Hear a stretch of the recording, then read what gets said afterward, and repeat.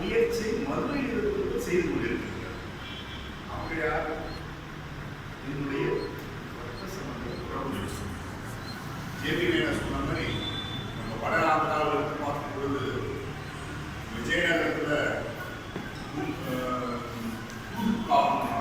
west Godavari